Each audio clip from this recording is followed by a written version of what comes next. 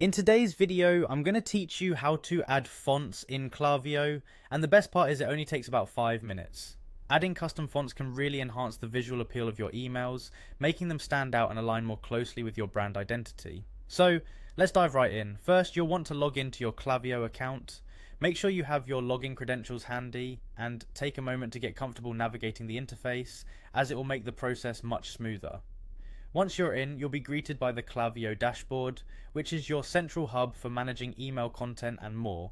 From the dashboard, our next stop is the content section. Move your cursor to content and click on it. A drop-down menu will appear, and you'll choose images and brand from that list.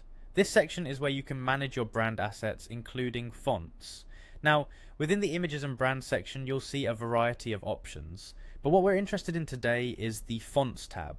Click on the Fonts tab to open it up. This is where the magic happens, as it will allow you to add new fonts that will be available when you're working on your templates. When you're in the font section, it's time to choose the type of font you'd like to add. Klaviyo offers several options, making it quite flexible depending on your needs. First, you can use Google fonts, which are readily available and easy to integrate. Simply type the name of the Google font you want in the search bar, and when you find it, select it to add to your brand fonts. Alternatively, if you have an Adobe Fonts subscription, Klaviyo supports integration with Adobe Fonts as well. You can seamlessly incorporate these by providing the necessary details from your Adobe account.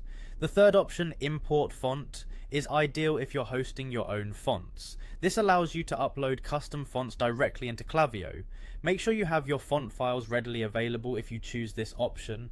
Once you've decided on the type of font and added it, you might wonder how to actually use it. Here's how: open a text block within your email template or head over to the Styles tab of the template you're designing.